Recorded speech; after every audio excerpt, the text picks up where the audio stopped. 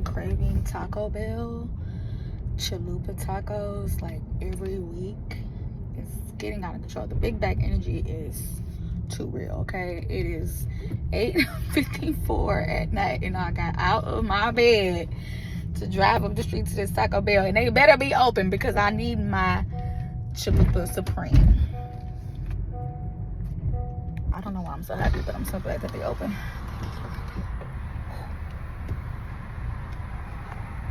What can I talk about? Can I get for you? Yes, can I get 2 chalupa supremes, beef? Did 2 which ones? 2 beef chalupa supremes. Alright. That's it. Any hot sauce? Hot and mild. Alright. So it'll be 1080 at the window. They didn't want you to yell. The interesting part of being accountable when you are going through a season of pivoting, you are shedding layers and situations and people, right? But a part of being accountable for yourself, the hardest part, I feel like, is accepting that you allowed a lot of this stuff to happen, right? Accepting that you have put yourself in this position and what got you here, what you contributed. What's on my nose? What's this, dry skin? Oh, that's my face mask. Okay, awkward.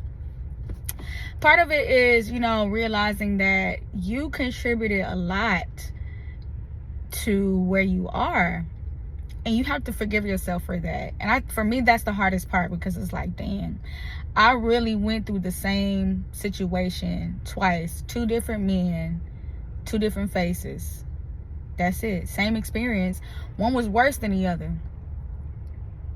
But I experienced the same person twice. For what reason? Because I didn't learn my lesson the first time. And so what God does is he'll put you in a situation where you have to keep learning that situation, that lesson over and over and over again. And I'm the stubborn one. So of course I'm going to have to learn it over and over and over and over and over and over again. And it's like, for me, I have this horrible habit of overstaying, like when I know I'm supposed to leave. And then the other part to that habit is that it's so bad because it's like nothing is enough. It's like, dang, how much more hurt do I have to go through? That's still not enough. Like, I've been mentally, emotionally, physically abused, okay? And sometimes it's like, dang, was that not enough for me to leave or walk away? And I feel crazy because it's like, dang, how hard do I have to hurt myself to get out of it this time? My favorite mottos or understandings that I've developed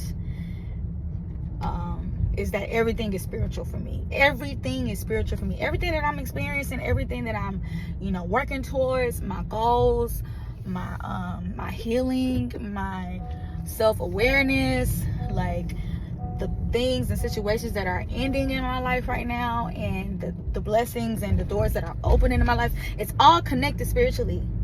Whew. And 7 is the month of completion and endings. And for me, the last time I put out music was 7 years ago, and I made an album that I was supposed to release this year. It's not coming out because of some horrible decisions that everybody made that was involved.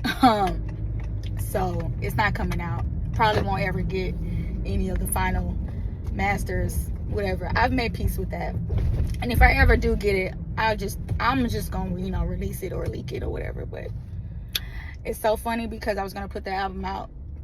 It's called 7 Years Later, and it's a symbol of what I've experienced from 7 years ago, from my last relationship into where I was with this relationship that I was just in. And in a way, the album was very prophetic. In a way, the album told the story of what was to come. You know, God gave me the gift of writing and telling stories, and I honestly just released what was in me to write. And I think in retrospect, looking back on everything and how everything has fallen apart and, you know, was exposed and all this kind of stuff, wow. 7 years, I'm still in the same place. That's crazy. There's been no growth, really. It's been all hurt and hard lessons and same situations and just, you know, different people, because I didn't learn from the first time.